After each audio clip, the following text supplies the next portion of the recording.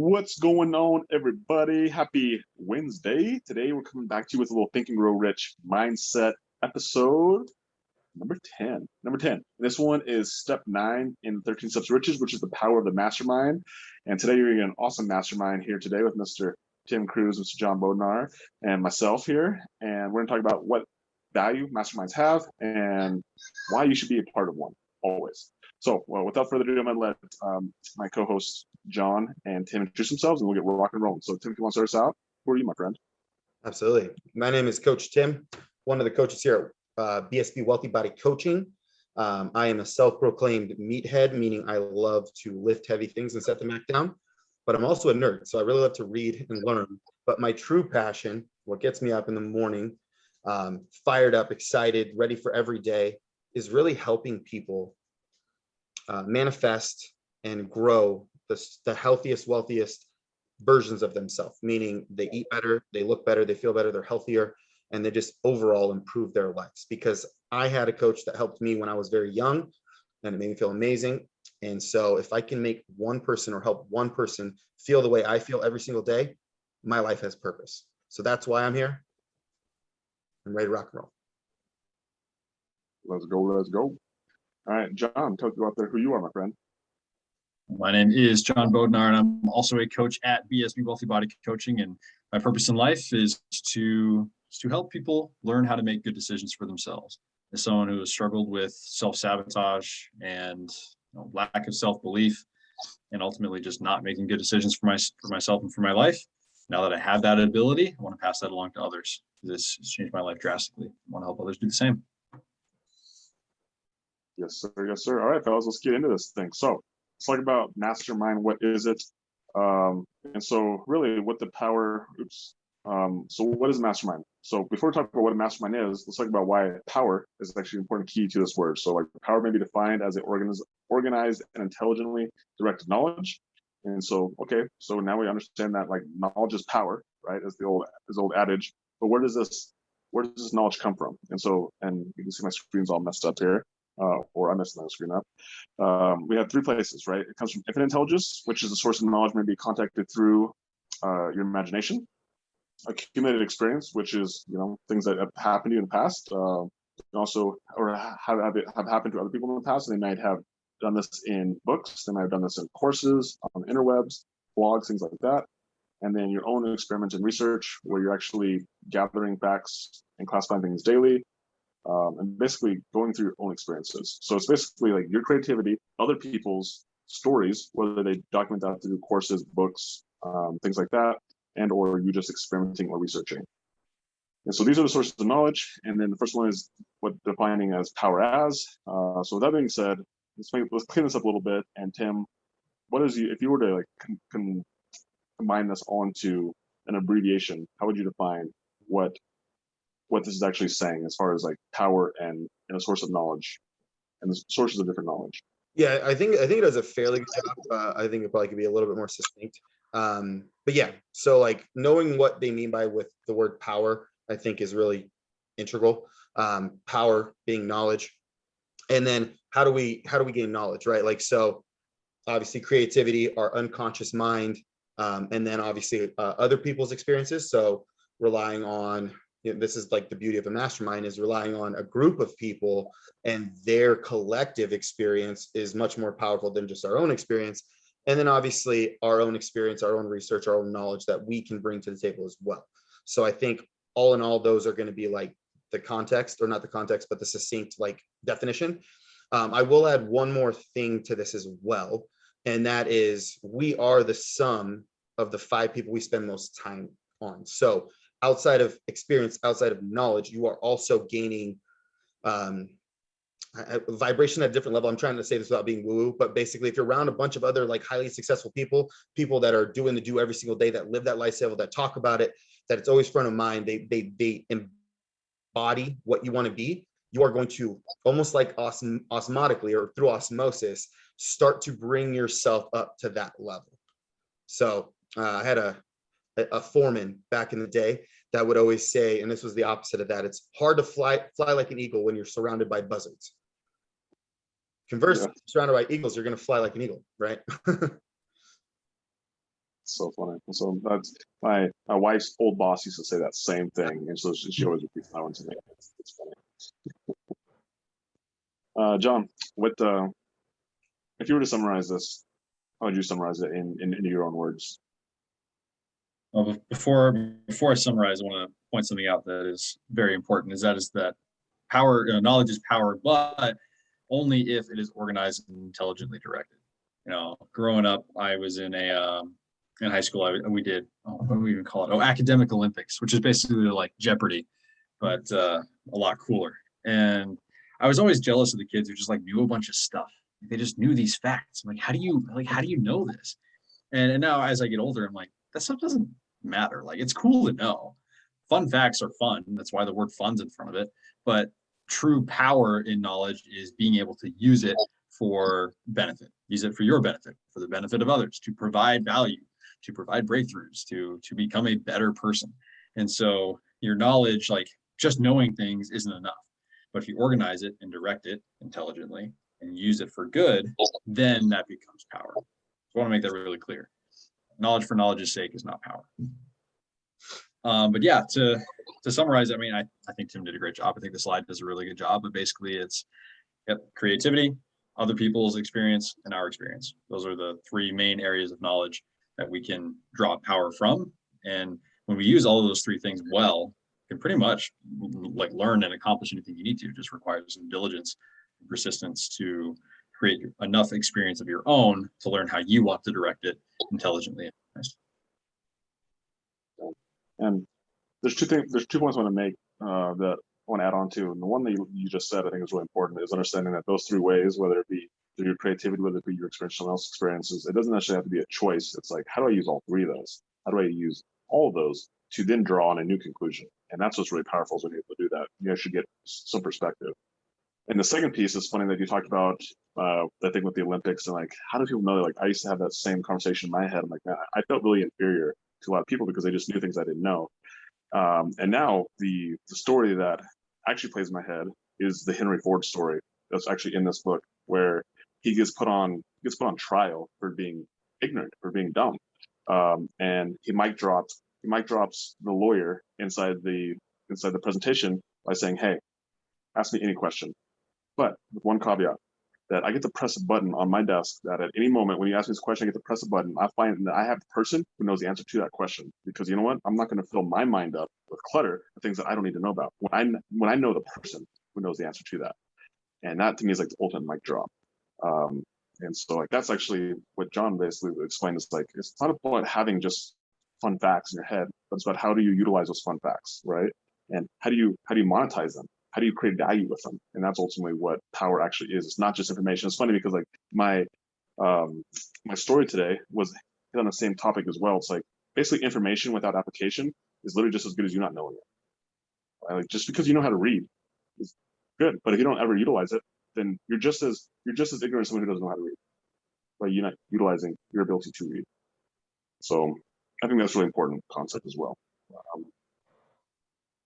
Okay, so now let's get into what is Mastermind. I think this is really cool because Tim actually made a great point, which I'm going to hit on after the slide, about what a mastermind is, right? And so mastermind is defined as coordination of knowledge and effort in the spirit of harmony between two or more people for the attainment of a definite purpose.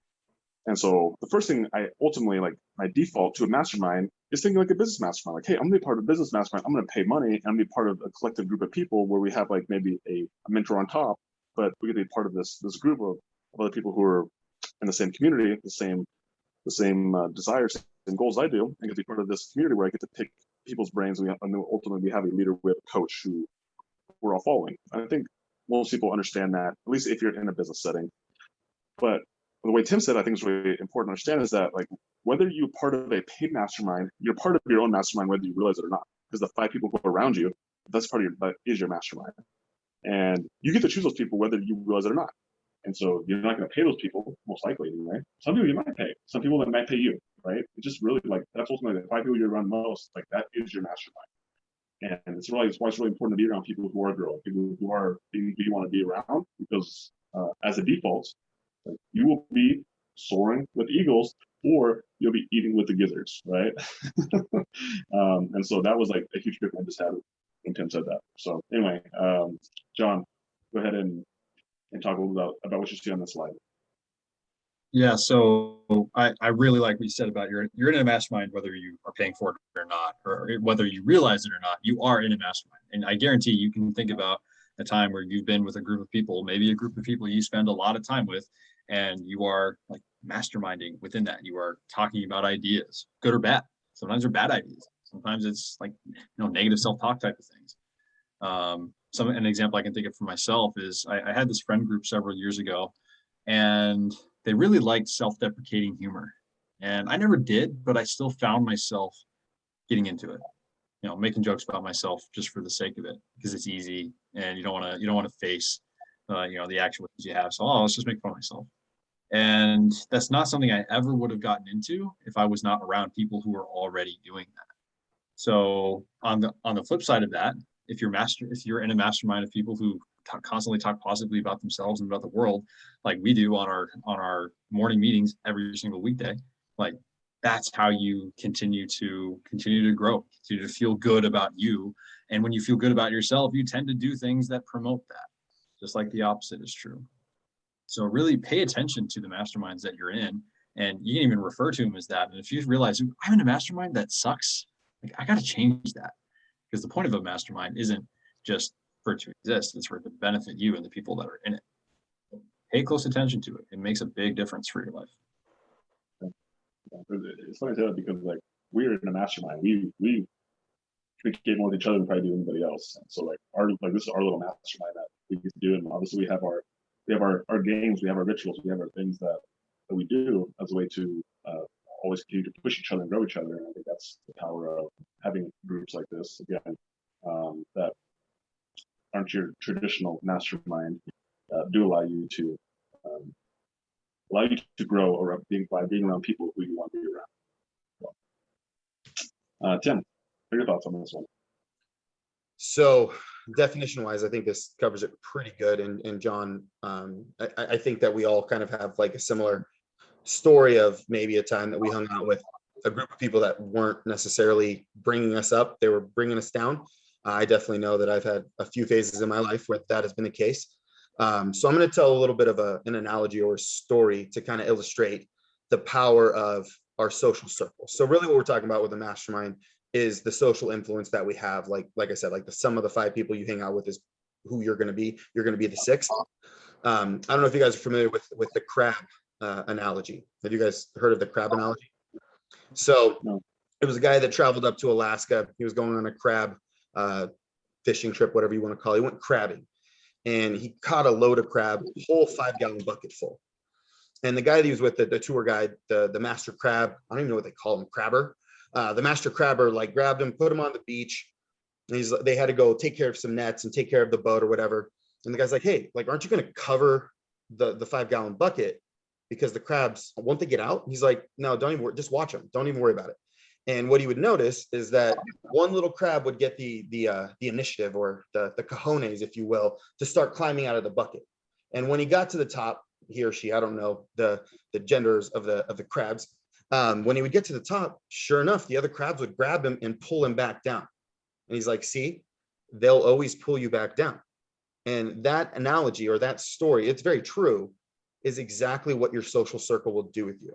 So if you're around a bunch of, Bedros Koulian would call them energy vampires, or time suckers, or as I like to call them, oxygen thieves, essentially they will bring you back down to their level if you don't escape from that group. So personally, I've had to cut out really good friends, really close family members, like literally cut off or completely limit my interaction with them, because they did nothing but breed negativity, breed, self-doubt, and any of these they would actually breed limiting beliefs in you. And not to mention, like, the close friend groups, they were always wanting to go out and party, always wanting to, screw work, like, we'll call in sick today, like those types of mentalities. Like, I had to be very ruthless and very intelligent and intentional with the people that I hung out with. So now, like in high school and college, I had this wide group of friends. And now I've got this like small group of people that are like me, friends that are like now are lawyers, or I have one of my best friends, a Green Beret, People in business like Logan and John, like people that are very much on the same wavelength, those are the only people that I spend any appreciable amount of time with. And that's intentional because I know if I hang out with crabs, they're going to pull me back into the bucket. Oh yeah. And so something that I want to talk about this point too, because I think this is like, I think it can be like something like, well, even I gotta get rid of my friends, or I gotta like stop talking to my parents, or maybe to people that are like seem closest to me. And the answer, like the answer is like it's a clear yes. But I think the caveat, this is something I've experienced now from doing cycles, which everything is a cycle, right? Just like all markets come up, all markets come down, everything cycles. And so I had an experience where I had to do the same situation with my mom, actually, probably maybe one of the closest people to me in my life. I had to literally cut her out of my life for a period of time because she was limiting to me. She was being a limiter to me. She was putting these doubts in my head, these thoughts of maybe I couldn't do it. And I knew that I could not handle that. And that like I could not handle those limiting beliefs already stacked with my already initial limiting beliefs and still be successful. So I knew that I had to get rid of that so I could actually continue to focus on getting control of my limiting beliefs. And so for a period of time, she didn't have my phone number. I didn't talk to her without her going through my wife. Right? Like she did not have access to me. Those were my terms. And now, full circle this years later, she understands where I'm at because now she's going through the same experience. And so guess what? Now she's back in my life, and now I'm back in her life. And now I'm like almost like a mentor to her to help her get through a lot of these same challenges that I was once facing. Now she's going through them, and so now she's able to come back in my life in a different role. But like just because somebody's not right for you right now doesn't mean that might not be right for you in the future, and there might be even a different role in that future as well. And so I think maybe that's the key piece is like it's just no for right now. I think that's the best way to put it because just because somebody's not ready right now, like it's okay. Like I wasn't ready 10 years ago, right? You guys weren't ready 5 years ago. And so ultimately, like it's always like people always have their days, and so you never want to like kill a relationship. You're like, I'm not going to talk to you again. It's like, you know what? It's just nothing right now. And if you actually sell yourself on that, like what actually does it shows greatness in both you and them to say, you know what? I believe that this person has potential for greatness. Like they're just not ready right now. And so, but when they are ready, I'm going to show up for them. And maybe our roles are going to be different. Maybe I'm going to be able to help mentor for them, or maybe they'll be my partner, or maybe we'll have some sort of relationship where they can be part of Mastermind. So, yeah, maybe that helps. Something to go out there. Yeah. Cool. John, anyone have this? No, I'm excited for the next one. Cool. Let's do this thing. All right. So a group of brains coordinated in a spirit of harmony will provide more thought energy than a single brain, just as a group of electric batteries will provide more energy than a single battery.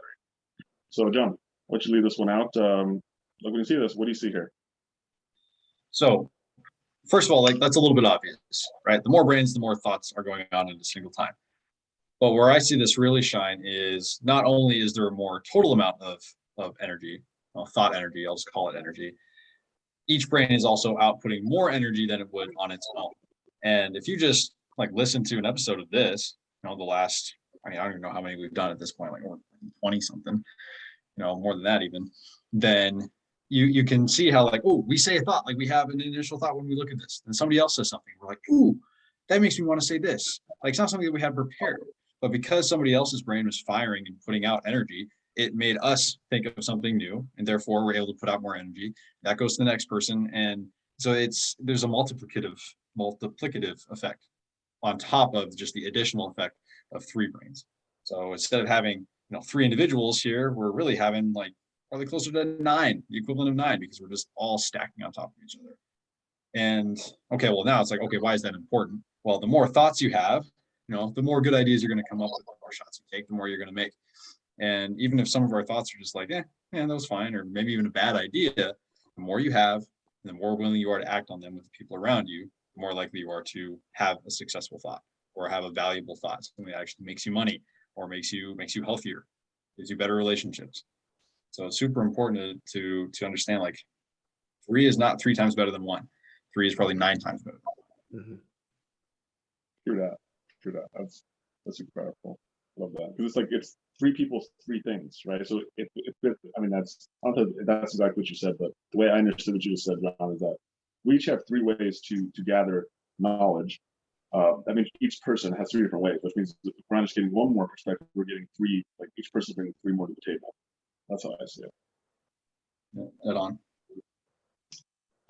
Tim, what do you see here? So John kind of stole the words right out of my mouth. I was going to say that essentially the sum total of the group is more than the components of the group. Like, so if there's 4 or 5 people, it's not as much as like 4 or 5, different thoughts. It's actually exponential because each person causes the other person to raise up energy wise, thought wise.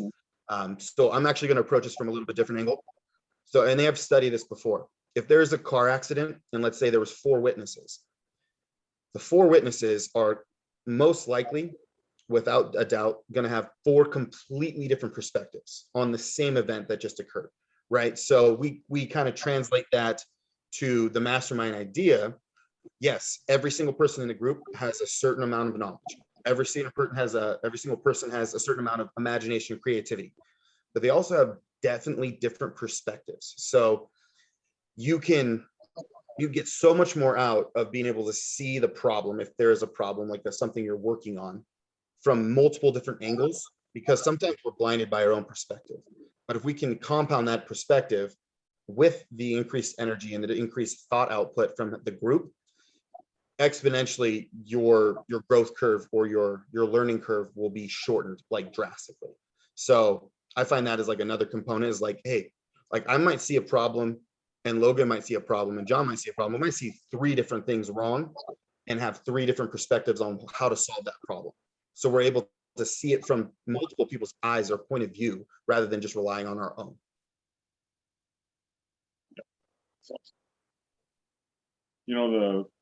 So what I see, and this is maybe more of the overarching theme of mastermind rather than just the site itself, but I see masterminding as this idea of plus equals minus, which I've talked with you guys about, but the idea of plus equals minus is that you should always have somebody who is above you, like a mentor. You should always have somebody who is an equal, like a community member, someone who's doing the same thing you're doing.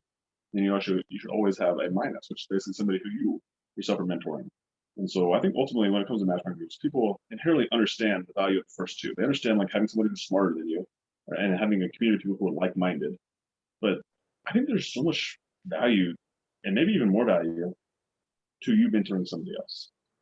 And so the story that I want to share with you is I was actually having breakfast with a friend. I would consider him maybe a community member in the real estate world with me a couple weeks ago. And so we're sitting outside of this place before we were seated, and we're talking about an investor club meeting that I'm part of, where it's basically just a group of, and this specific type of meeting is literally just community members. So there is no mentor. There's no like top dog in there. It's just literally just a community. And he was basically saying how he didn't really see value in it because, there wasn't anybody who he's like, I don't really see anybody there who, basically that he could get from, essentially, right? That's essentially what he's saying. I didn't see anybody in there who's like any smarter than he or I was. It's basically how he said it in a very nice way.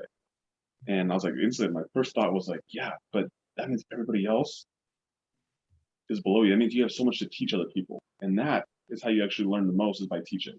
And so when most people, they only see what they can get. When you're able to spin it and say, what can I give? You end up getting a lot more than you could ever imagine. And so that's really the message that I want to finish with the mastermind, is that most people always think that, well, I always got to reach up, or I got to get people around me. When the easiest thing actually is to put your hand down and say, who can I help? Who can I give to? And that's when you actually learn the most, because when you're forced to teach, when you're forced to share your search with somebody else, it helps you understand exactly how you got to where you got to, and helps it make a lot more sense to you as well. And so that plus equals minus is something I'm super like. Once I heard that concept, I was like, wow, this is freaking amazing. First 2 make a lot of sense. Third one is like, I think the most powerful one that some people overlook is like, when I just mentor somebody, I learn so much. So, and I think that doesn't go against a lot of the ideas of like the idea of having the 5 people around you. So you ultimately think of like, well, if I can be the bottom one, I'm always going to reach stuff. But I don't necessarily think you always want to be the bottom one. You just got to make sure that people who are bottom, like they also want to like reach up as well. So obviously there's people who are below you, but they don't want your help. They want to be negative Nancy's, and so that's where you have to filter out the people who are in your mastermind, and making sure that they're the type of people who want to reach up. They're the type of people who's who's looking for the superstar that they can learn and they can grow from, because then you can actually help that person, because at the end of the day, you can't coach people who are not coachable. Mhm. So that's what I see as the power of the mastermind, equaling that or not, and then like equating it to this idea of the plus equals minus. So you guys have anything you guys want to add to not just this slide, but where you guys see value in the idea of a mastermind and putting yourself around in like-minded individuals? I Yeah. want to touch briefly on what you just said about like, yeah, you don't necessarily need to be only surrounded by people above you. And when you first said that, I was like, okay, yeah, but I agree, but why? Like, why is that actually true?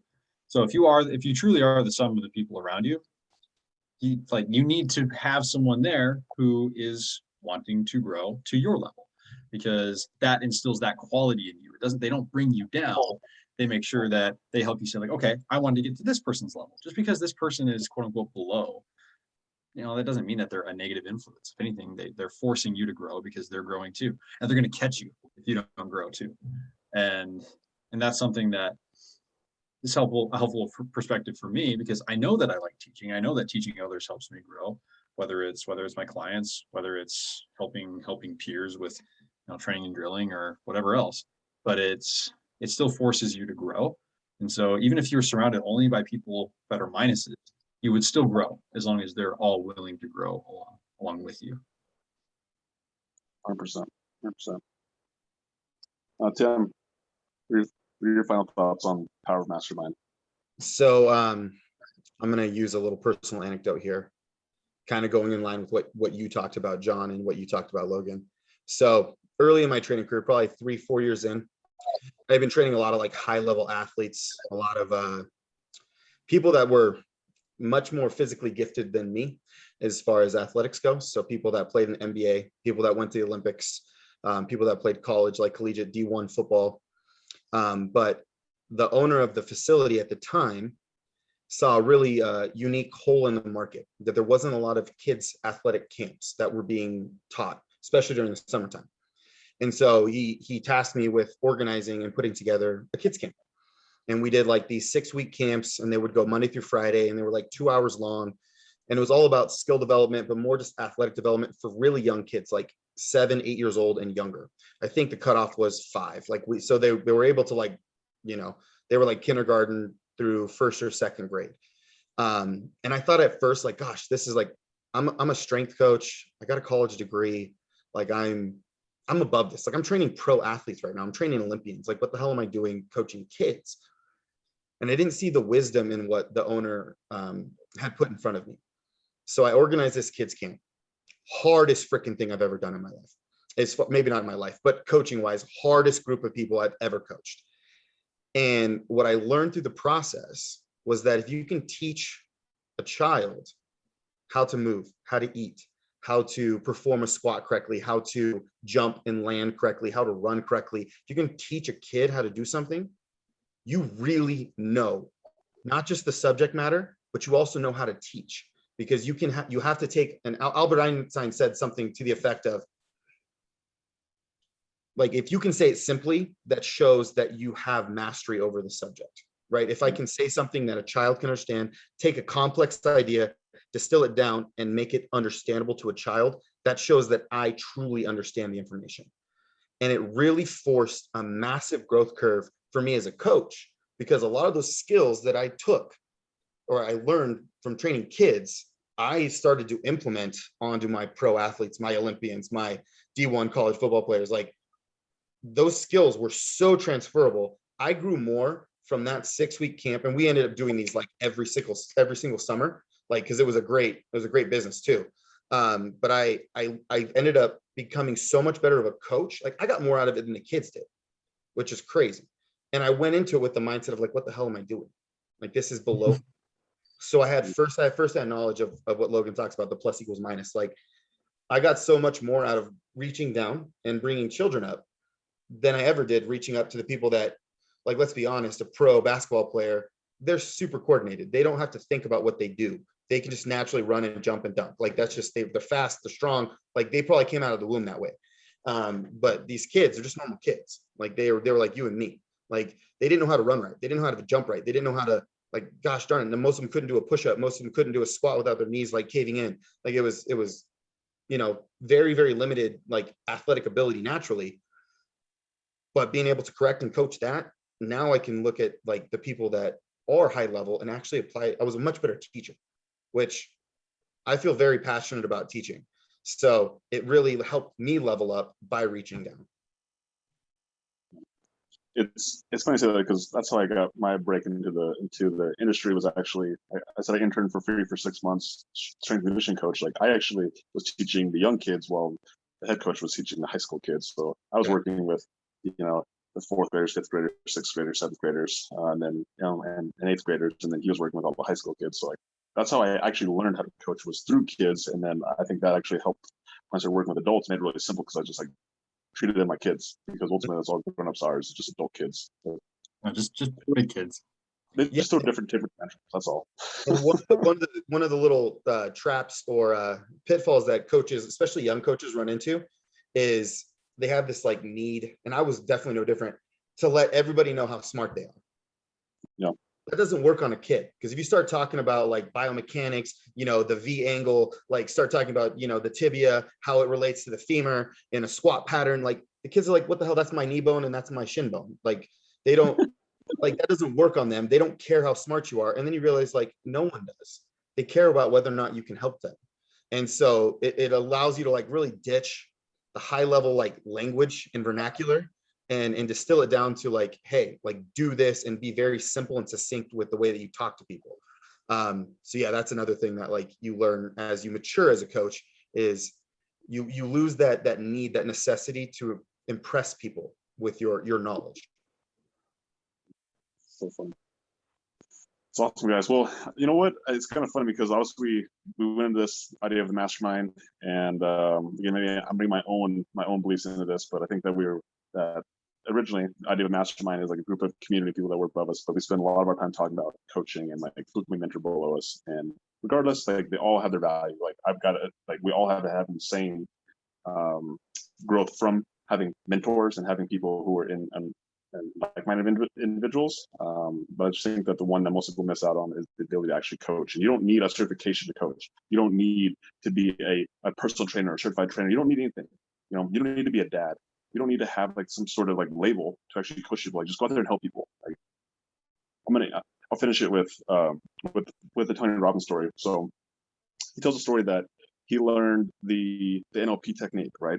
Basically, which is what we use as a breakthrough technique, which is basically to get people to help get over their limiting beliefs. And he learned it through like specifically how to keep people from smoking, right? And so he basically learned this technique, and he's like, okay, like he wanted to go out there and like start teaching you right away. And the guy's like, whoa, you can't go out there, like you're not certified yet. He's like, what do you mean I'm not certified? Like, I know how to help people, right? And he's like, well, if you can help people, like, then I want to kick you out of the program. And you know what Tony Robbins did? He went right down the street and started helping people right away, quitting smoking. He's like, I don't need to be certified to help. Like, I know how to help people.